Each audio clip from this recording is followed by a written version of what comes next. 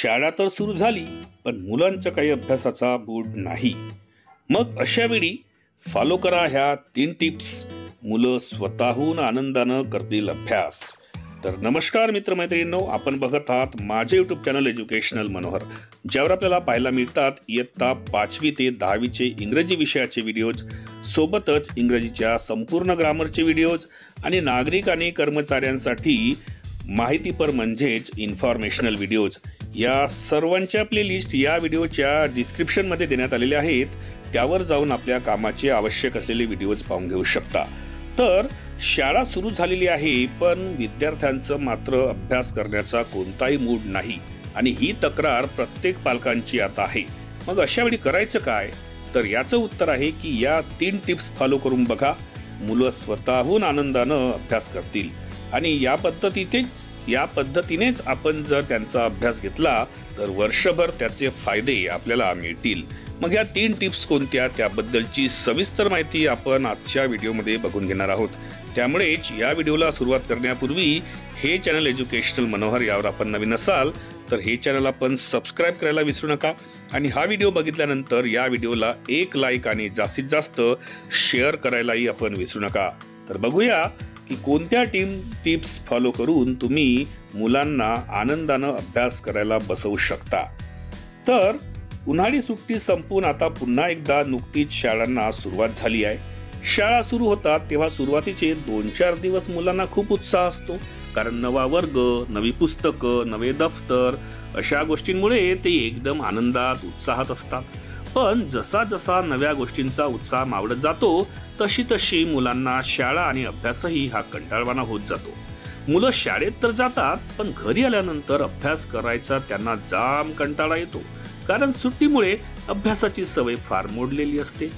मग अशा वेळी मुलांना पुन्हा अभ्यासाकडे वळवायचं असेल तर काही ह्या साध्या सोप्या गोष्टी करून बघा बरं. मग आता त्या गोष्टी कोणत्या?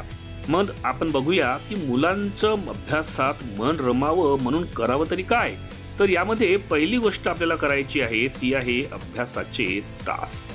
हा खूप महत्त्वाचा विषय आहे. तुमची मुलं सुट्टी लागण्याच्या आधी जर 2 तास अभ्यास करत असतील तर यावर्षीही शाळा सुरू झाल्या त्यांनी लगेचच 2 तास पुस्तक हातात घेऊन बसावं ही अपेक्षा तुम्ही करू नका. एकदम जास्त वेळ अभ्यासाला बसवलं तर ती कंटाळतील. त्यामुळे हळूहळू त्यांचा अभ्यासाचा वेळ वाढवत न्या. सुरुवातीला त्यांनी अभ्यासाला बसणं हेच तर गरजेचं आहे.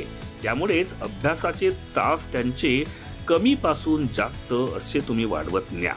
यामध्ये दुसरी गोष्ट जी आपण घेऊ शकतो ती आहे आवडीचे विषय.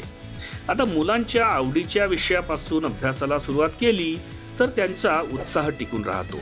नेहमीच आवडीच्या विषयांचा अभ्यास करून उपयोग नाही हे अगदी खरं आहे.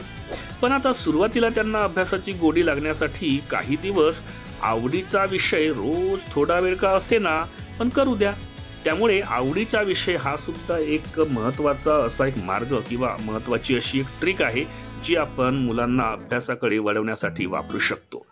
त्यानंतर एक आहे तिसरा महत्त्वाचा प्रकार, तो आहे ग्रुप स्टडी. आता हा सुद्धा एक खूप कामाचा असा एक प्रकार आहे. कसा?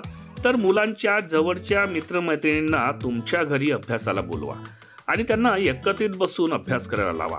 अर्थात ते अभ्यास खरंच करत आहेत की नाही याकडे तुम्हाला लक्ष ठेवावंच लागेल. मुलं एकत्र आले की गप्पाही मारतील, पण ग्रुप स्टडीमध्ये एकमेकांचं पाहून मुलं शिकतात आणि नेटाने अभ्यासही करतात. सुरुवातीचे काही दिवस हा प्रयोग करून पहा आणि त्यामुळेच हा एक प्रयोग केल्याने तुम्हाला त्याचा फायदा नक्कीच मिळेल.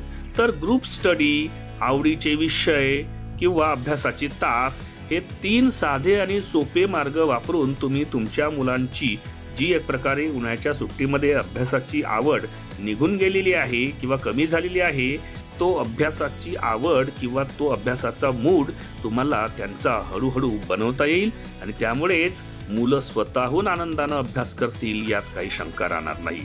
तर आशा करतो की आजचा हा मुलांच्या अभ्यासपर जो व्हिडिओ आहे हा व्हिडिओ नक्कीच आपल्याला आवडला असेल.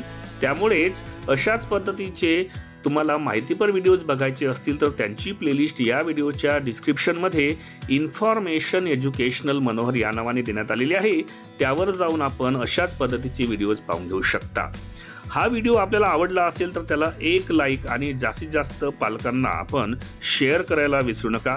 आणि हे चॅनल एज्युकेशनल मनोहर यावर आपण नवीन असाल तर हे चॅनल आपण सबस्क्राईब करायलाही विसरू नका। अशाच पद्धतीच्या एका व्हिडिओमध्ये पुन्हा एकदा मी आपली भेट घेणार आहे। तोपर्यंत माझ्या सर्व मित्रमैत्रिणींना माझा नमस्कार।